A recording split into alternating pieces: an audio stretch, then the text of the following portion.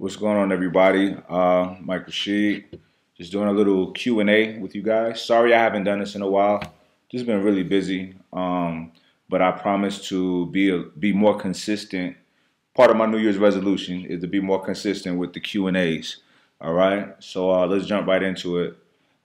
First question: what are your goals in the near future? What goals I'm looking for in the near future? My main goal right now is to expand my supplement line. I have the next product that, as you already know, we already have the pre-alpha, pre-workout, have the omega-3s, and right now I'm about to drop the BCAAs, the branched chain amino acids, and then shortly after that, I'm dropping a zero carb whey isolate protein. So that's one of my biggest goals that I'm looking for in the near future. Just making IX3 a powerhouse in the industry. That's all. And also this year I plan on doing a lot of workout in the UK. My boy Dan Reardon, you know, we got some things lined up, and supposed to be out at Body Power, and we'll be doing some speaking engagements and some seminars in London and Ireland as well. So looking forward to that. Okay, moving on. Your take on today's bodybuilders compared to the ones back in the 70s, 80s, and 90s. Of course, with any sport, as time goes on, people get more advanced with things, and bodybuilding is a lot more advanced now than it was back in the 70s, 80s.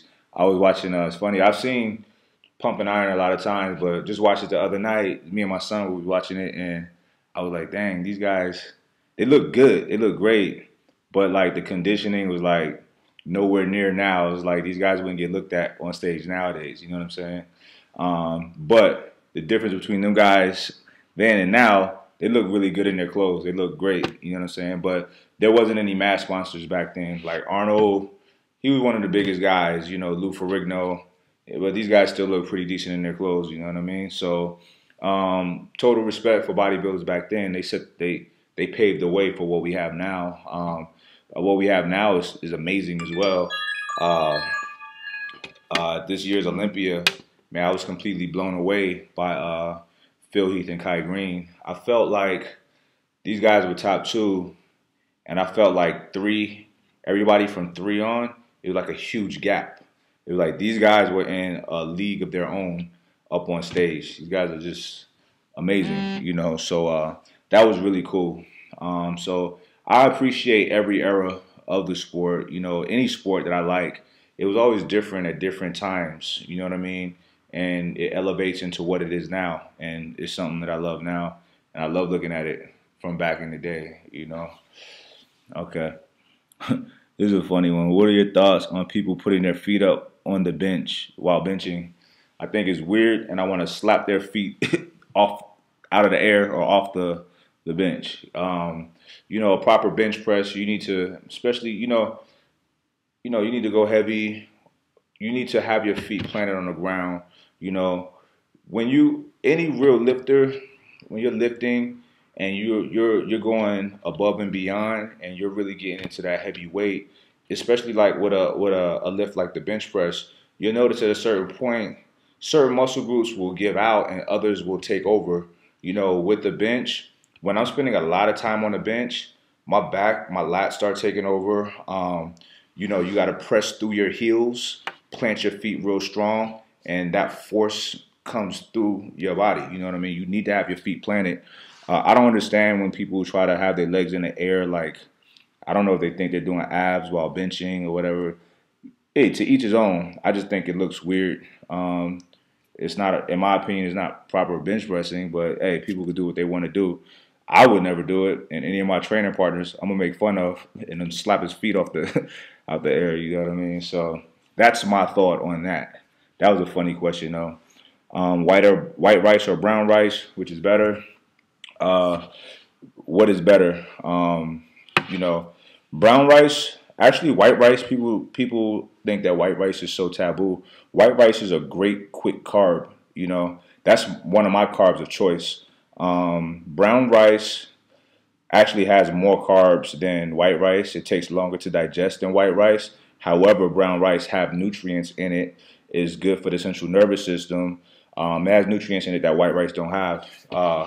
So you got to weigh out, you know, you basically getting a quick, easy carb in and out the system with white rice. Brown rice, it takes a lot longer to get through. However, it's partitioning nutrients throughout the body, and it does have some good things for you. So neither one of them is bad. It's just depending on what your goal is at the time. All right, but I like the taste of white rice, and it works for me. It's a great carb for me, so that's what I choose. What muscle groups work best together? Um, I don't really understand that question, but if you mean as far as supersetting or training together, what I would typically go with would be if I'm going to put muscle groups together, chest and biceps, um, back and triceps, shoulders and biceps. Big Rob is crazy. He like to do shoulders and legs. Man, that'd be wiping me out. But I do shoulders and biceps, legs, quads, hamstrings. It's that's an interesting question because we actually Big Rob have a ebook series coming out called Antagonizing Muscle Groups, and it's basically everything that I described are antagonizing muscle groups. Chest. Of course, your chest don't do any work. It's your arm, your shoulders, your triceps, etc., doing the work. So, the tricep is being activated. The opposing or antagonistic muscle would be the bicep. So that way, you're stimulating muscle growth in the entire arm as well as the chest. So you're recruiting more muscle fiber. Versus, I know a lot of people like to do chest and triceps. In my opinion, something's going to suffer, because you're burning out your triceps already by doing the bench press movements. So if you're already working the triceps, I feel work the biceps. The same with back. People do back and curls. Something's going to suffer. So I'd rather be able to do get the most out of each one.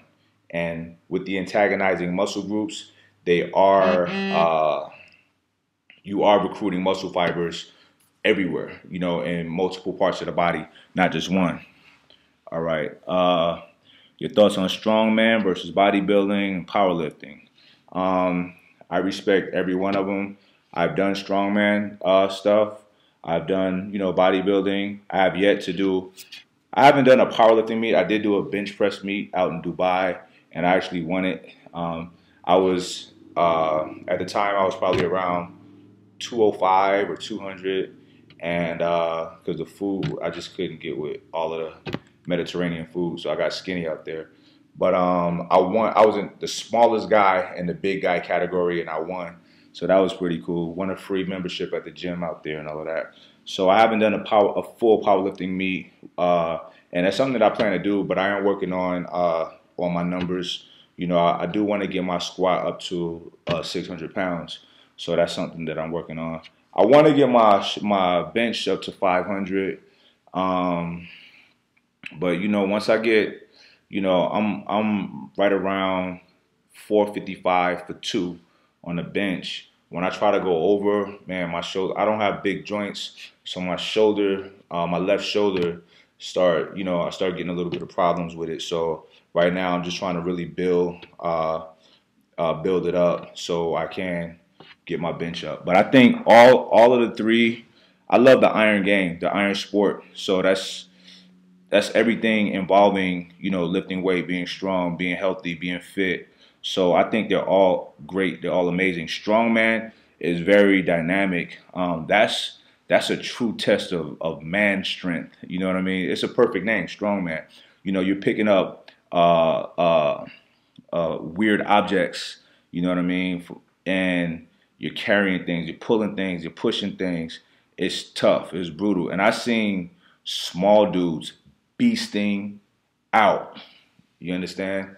Like killing it. And I got much respect for strongman. Bodybuilding. And I think that, in my opinion, they all complement each other, to be a dynamic athlete at whatever you do. I think it's good to touch on each one. I don't think either is better than the other. You know, I think they all can complement each other. And I think that power lifters who like Brandon Lilly, he'll do stuff with like reps. You know what I mean? He'll rep like hypertrophy work, and it makes you stronger. It adds muscle to the said body part, and that helps with your lift. You know what I mean? So I feel like, you know, old school methods, people stuck to just what they did, their sport. But now, you know, with the cross training, as far as mixing strongman stuff with bodybuilding stuff or powerlifting stuff, is making you a more well-rounded, more dynamic athlete, and is making you strong. Like strongman stuff, like I remember the first meet I watched, I was like, okay, like I'm looking at people struggle with certain lifts, and then you see them in the gym, they're not strong at lifts that are similar to those movements that they're doing in the strongman meet. So I feel like if you get strong, you know what I mean, at the basic lifts, you can handle a lot of stuff. You just got to get used to, you know, the weird shaped objects or what have you. So I think they're all great, and I love them all. I love watching them. It's amazing. You know, it motivates me when I see people just insanely strong. It's like, man, I got to step my game up. All right. I've been going hard for 2.5 months now, and it came down to my arms aren't growing because of calories. So I started eating more and healthy too, but I'm just gaining weight. What's up with that? That's a tough question because I don't know you. I don't know what exactly you're eating. I don't know what you consider healthy, and I don't know how you're training. So all of these things can be factors. As far as, you know, somebody asked me about what's the best way to dirty bulk, and you know, I don't know exactly people's definition of a dirty bulk. What it sounds like to me is just eating anything to gain weight, to put on mass. Will you put on mass? Of course, but I don't think it's quality gains. It's, you know, it's going to be a lot of fat. So when you're trying to bulk, you got to be careful with what you're eating, what you're putting in your body. I preach a clean bulk, and some people are like, oh, there's no such thing as a clean bulk. Bullshit. You know, eating the same, say you're in a prep, a 12-week prep, but a clean bulk would be you eating similar things. However, you're intaking more calories. To put on size, you need to be at a surplus of calories. To lose weight, to cut, you need to be at a deficit. So basically, to put on size, you need to be putting in more calories than you're burning out. So those calories need to be quality calories, healthy stuff, and super clean stuff. Whole foods, as organic as possible, and stuff like that. Stay away from the processed stuff. You know, I'm not a big fan of the Quest bar. I know a lot of y'all like the bars and all of that. I don't trust them. To me, whenever I've eaten any of them, it tastes like too much like a treat, like candy, you know, and it always sits with me for a long time. Whole foods run right through me. You know what I mean? The nutrition is the nutrients are going to be partitioned properly, and it's gone. You know what I mean? So stick to the whole foods, the healthy stuff, the clean proteins, the clean meats, the clean complex carbs. You know, you need your veggies in there, and you know your training got to be on point. You know, you got to be training hard. So you're probably putting in too many not so healthy, what you may think healthy calories in your body, and probably too much of a surplus if you're getting fat. How long have you been training? I've been training all my life. When I was a kid, we had the old cement weights in the backyard with the plastic around it. You know, when you do every rep, a chunk of concrete falls out.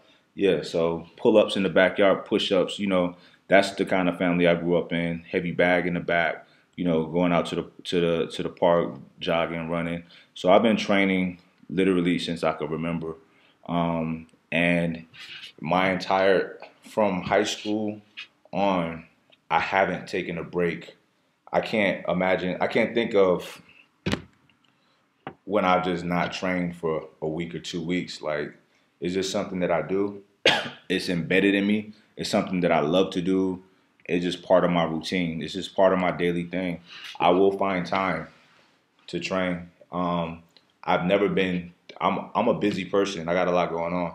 I'm never too busy not to get me some training in. Okay, whether I have to wake up an hour or two earlier or stay up a little later to go train, I'm gonna get me. I'm a train. You know, that's just it's part of what I do. You know. All right, how many days a week do you train legs? Typically 2, sometimes 3. I find that 2 and 3 times a week works great for me. Um, I get a real nice pump. They get real solid. Uh, you know, when you train legs that often, they do hold a little more water, but luckily I don't hold it that long. So like for example, my last show in August, like a lot of you know, I hopped in at the last minute to compete, and you know, so the week before that, I was in Metroflex in Plano, and you know, the boys like to train, so I trained legs like 3 times that week.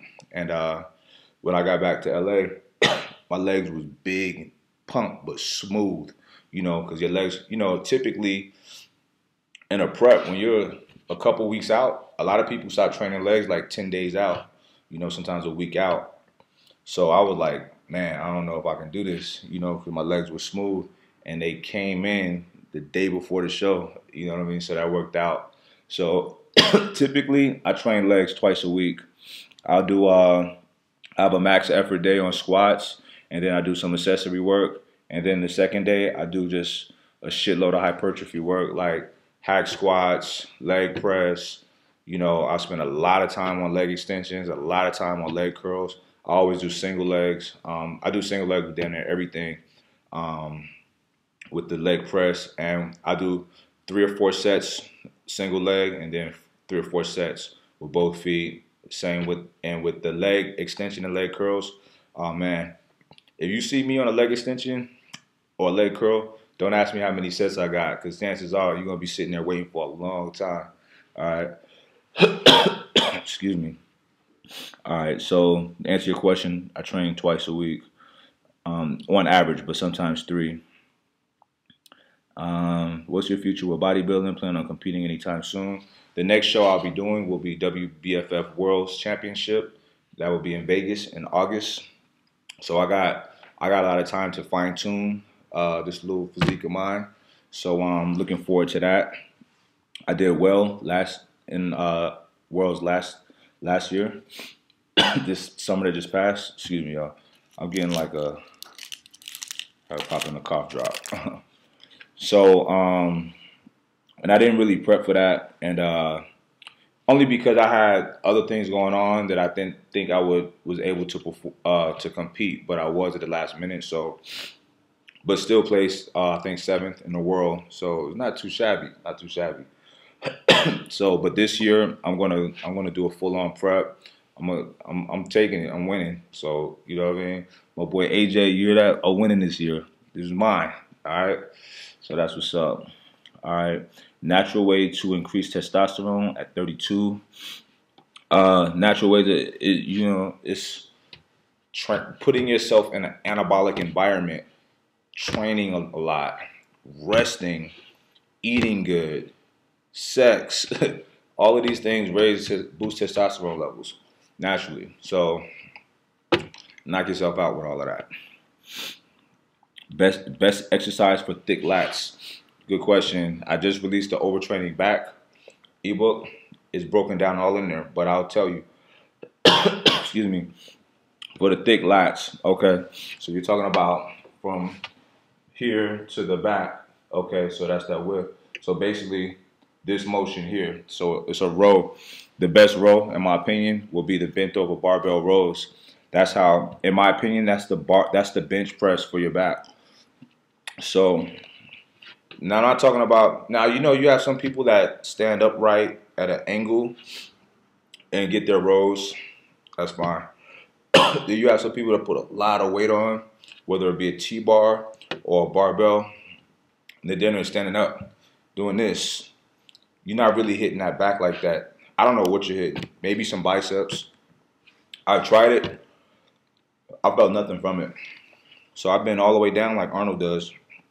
90-degree angle, torso parallel to the floor, and you row. Okay? That's how I developed thick lats. And you can see my lats ain't too shabby. See that? So that's those rows. All right. What kind of workouts should you do for fighters? You should train specific to your skill, to whatever fighting system that you are in. But if you're talking about lifting, squats, deadlifts, bench press, pull-ups, barbell shoulder press, overhead shoulder press, the basics. And also, I think barbell complexes will be great for you.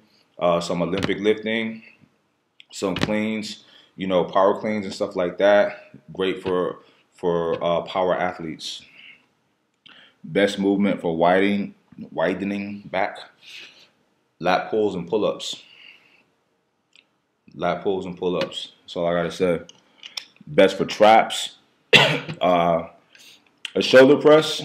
I'm a big fan of barbell shoulder presses. Sometimes I'll start out with a barbell shoulder press, then the next movement it'll be dumbbells, or I'll switch it up. 1 week I'll do barbells and dumbbell, vice versa, whatever. But a basic shoulder press works the entire shoulder area. So that's, in my opinion, the best way to build traps. However, working traps directly would be the upright rows with a closer grip. Also, shrugs. You can't be shrug, like you got to do shrugs. You know what I mean? If you want big traps. Barbells over dumbbells. I'm a fan of barbells. That's my thing. But I do use dumbbells at times as well. And there's a place for either or. You can get good money with either or. But I am a barbell man because you can load way more weight. And I'm all about touching that heavy weight and also getting that high volume, that hypertrophy. So get the best of both worlds. Okay. All right. So that's it. I'm starving. I'm about to eat. So I'll let you guys know when I'm gonna do another Q&A. You shoot me the questions and I'll knock them down. All right. One love, y'all. Peace.